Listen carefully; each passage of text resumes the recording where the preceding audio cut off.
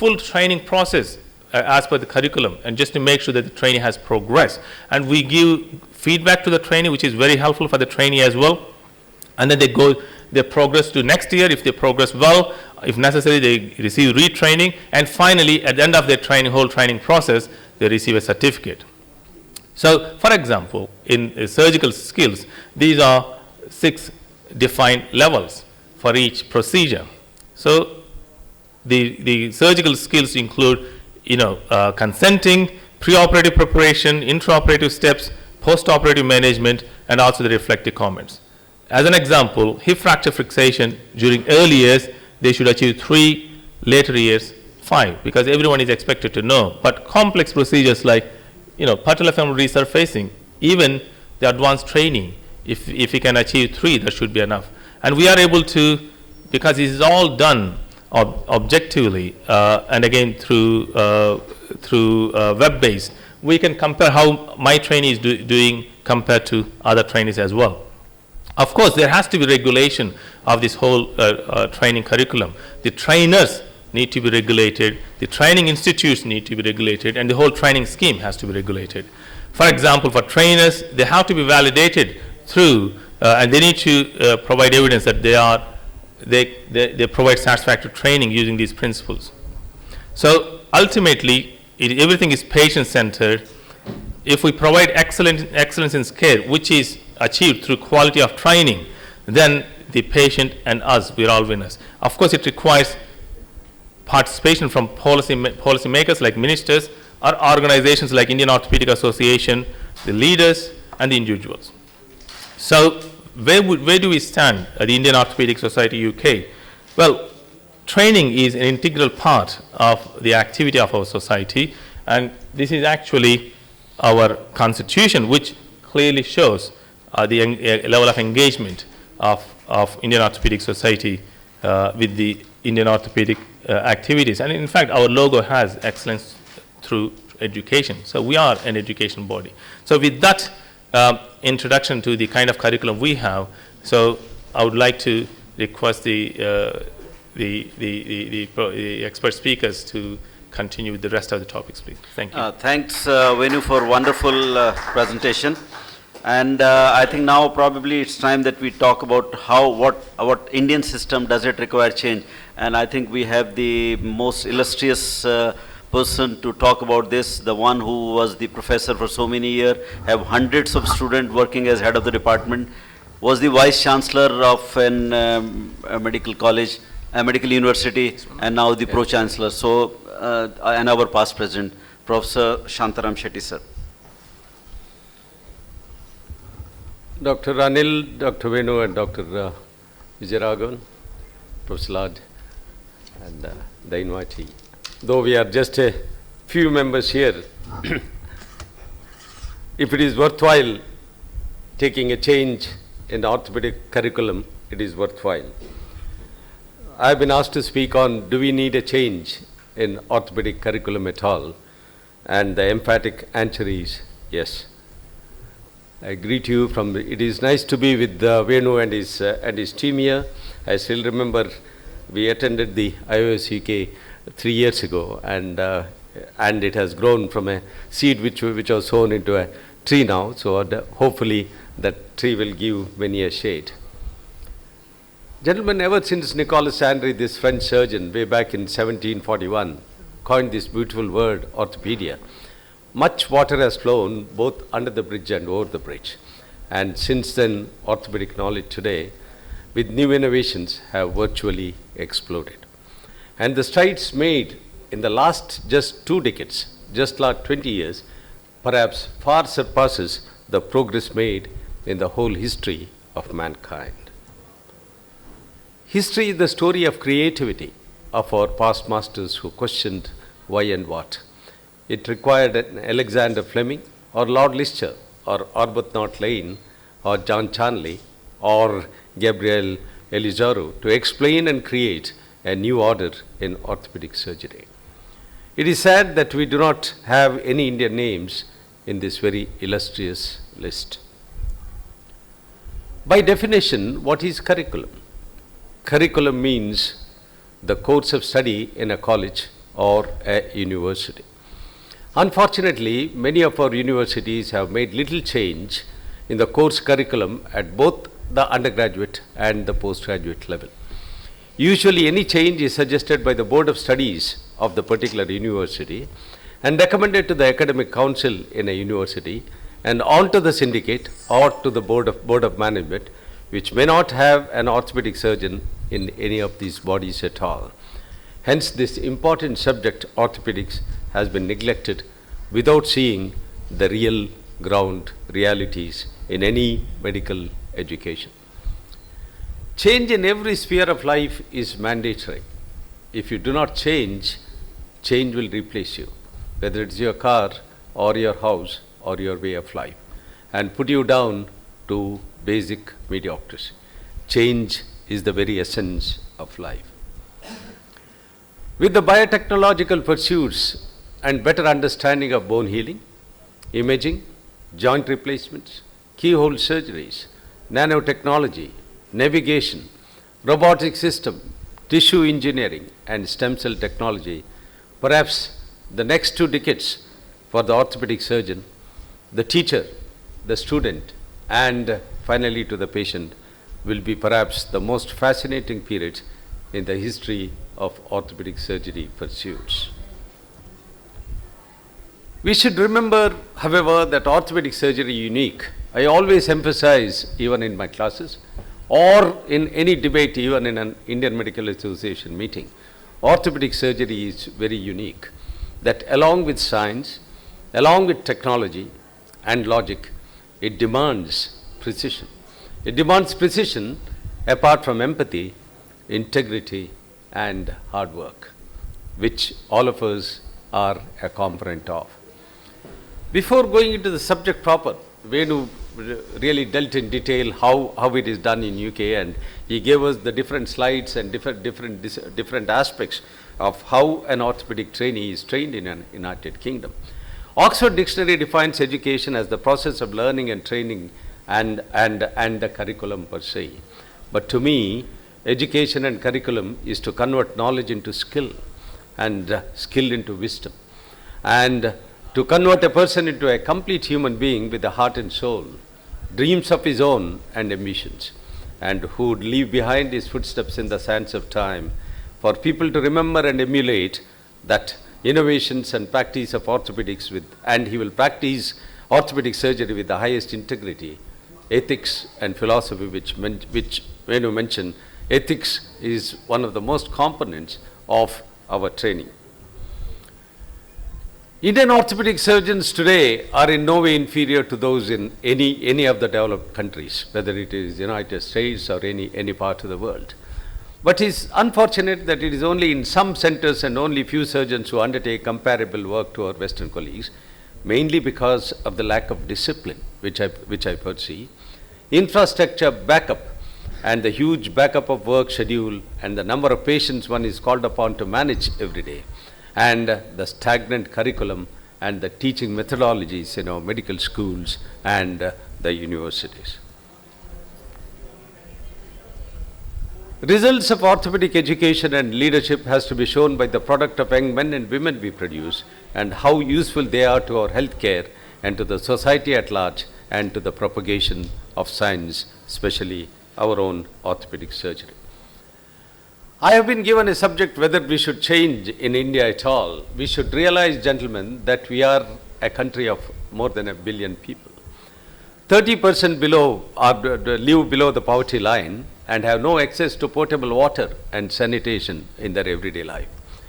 28% are uneducated and 15% have some sort of insurance and medical support. Rest depend on you and me. So orthopedic education should be molded to the necessities of our large country with a tinge for international flavor. Curriculum should be structured in every university and the medical school to meet these needs of the large number of people we treat every day. It should be a window of the West and door of our country, open to the needs of our large neglected population, and at the same time bring out global leaders and global education per se. We followed, Venu said 50 years ago how many of us who went across the sea, how the British system of orthopedic education, hierarchy and methodology, and we followed ever since our independence. It is sound, but the structure remained stagnant for the last 50 years in our country, like the rigid crossbelts of the British soldier. Though the Britishers have changed their methodology of education, as was described by Venu, to a large extent, we have remained stagnant in many of our universities and medical schools. Let us look into the undergraduate level of orthopedic education today. Undergraduate students are posted for a total of 2.5 months, that's about 10 weeks, 1 month each in 5th and 6th terms, and 15 days in the final term. There are 30 didactic lectures on trauma and cold orthopedics in the 9th and the 10th terms in the medical school. Basic resuscitation of an accident patient, importance of prevention of trauma, nutritional disorders and problems of old age, osteoporosis are not stressed or not even included in the curriculum many times, are not taught and included in the curriculum. In the majority of the colleges and the universities, there is no exposure in casualty nor resuscitation of acute trauma patients to an undergraduate student. There is no problem-based learning, nor integrated teaching, nor skill lab orientation in many of our medical schools. Undergraduate examination, 1/4 of general surgery paper, that is 50 marks, 2 short cases, one can pass the general surgery without even attempting an orthopedic clinicals.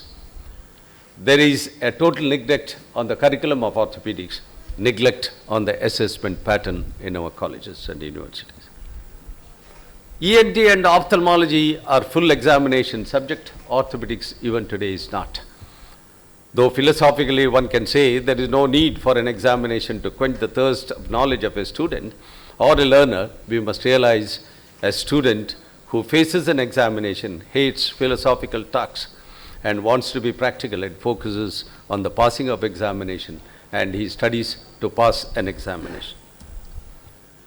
We did a study of our own patients' cases seen by general practitioners in Mangalore through the IMA. Next to general medicine, pediatrics, highest number of patients seen by a general practitioner are orthopedic related patients, with the knee pain, the hip pain and the back pain. So I feel orthopedics should be made a full paper examination like ENT or ophthalmology or pediatrics and included in the curriculum of every university.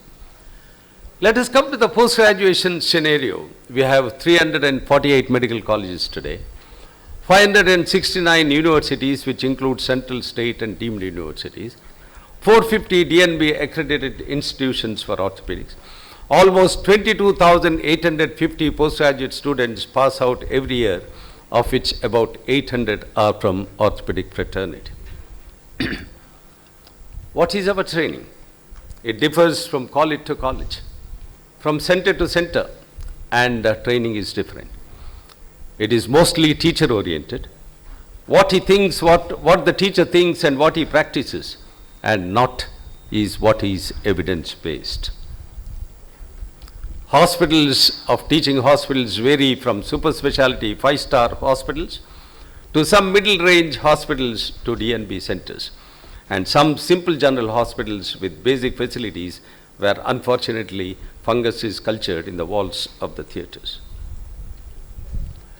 A PG trainee hands-on experience is very less. Present training is opportunistic, learning pattern or apprenticeship model, and it is not well structured in many of the universities. Thereby, gentlemen, we produce half-baked orthopedic surgeons of tomorrow. A PG student, I feel, can pass his MS Orth examination or DNB examination by going through the 4 volumes of Campbell, which has 315 pages with joint replacement and just 100 pages on infections. Come to the PG examination, it differs from center to center, from university to university. Majority, we have 4 theory papers, long and short cases with a viva voce. Results are variable, 80 to 100% in private colleges or private universities, and 12 to 30% in DNB examinations. Transparency is questioned. Sometimes one can pass an examination by whom you know than what you know. I emphasize by whom you know, then what you know. The PG examination, a candidate is just tested for 90 minutes, variable cases, variable methodology, and variable assessment. There is no structured, observed system of examination in any of our universities. A candidate, as Venu rightly stressed, is not tested at PG level. The curriculum of any university does not include psychomotor skills, hands-on skills, communication skills, social obligations, human relations, the importance of compassion, and finally, as Venu said, leadership, which is paramount. All these are vital to make a complete surgeon. To be perfect and reach high standards, gentlemen, our curriculum should be better structured, uniform, and completely transparent. He also mentioned about research. No science, medicine, or agriculture, economics, or veterinary. Physics or chemistry can survive unless we undertake research. We, the physicians and surgeons in India, have miserably failed in this endeavor and wasted our large number of resources of our patient strength not to be put into research. You go into the PubMed last year, these are the numbers in cardiac diseases to orthopedic trauma, 26,520. Indian authors were less than 0.5%, and patency rights taken by our Indian doctors is less than 0.2%. Excuse given by our doctors that we have no infrastructure facilities. Alexander Fleming or Thomas Alva Edison or Lord Lister or Joseph Hunter did not have any advanced laboratories for their original work. It was their tenacity of purpose and willpower which made them immortals in science today. Students, both UG and PG, there should be a change in curriculum in every university to include research methodology and practical research included in the training period. What about record keeping? Not even 1% of our doctors, neither hospitals nor even some of the medical schools have a perfect recording system or device. To be effective leaders in orthopedics, records are vital tools. Curriculum should include the importance of record keeping, should include statistical data. Statistics should be taught to every student who passes his MS orthopedics examination. When you mentioned about medical ethics, it is only by following medical ethics and philosophy that we can show transparency and effective leadership. It pains you when you hear that one of our colleagues is involved in a malpractice for a gain. Curriculum, both UG and PG, should emphasize on the highest level of ethics. Though there are 136 hours allotted in the curriculum for ethics, which includes research ethics, bioethics, efficacy, value addition, no university nor the students have taken this up seriously in any of our universities. Being a PG and UG teacher for the last 40 years, I feel the change of curriculum, orthopedic education should start at UG level. Orthopedic training should start in the first year with an integrated approach. If he is dissecting the median now, there should be an electrophysiology man, the pathology man, and a clinical orientation man, an orthopedic surgeon, and the surgeon who treats that particular patient to emphasize on the importance of integrated approach to a particular problem. This should be the change of curriculum which should take place. UG students should be posted in casualty for a month to know the basics of emergency care of our patients. PG students should be posted to rural areas for 3 months to know the ground realities of our rural India and preventive orthopedics and trauma. And logbooks should strictly be maintained so that he completes the course curriculum fully before he passes his examination. Curriculum should include problem-based learning, should be introduced to train our trainees to be problem solvers and not problem makers. The postgraduate training should be extended to 4 years. Dr. Venu mentioned about the fellowship programs and from 3 years we should make it 4 years. Then the fellowship should ensue in the interest of the subject which he wants to continue. Communication skill, innovative skill, efficacy, computer in medicine, medical photography, and how to use a library should be included in the curriculum in the postgraduate level.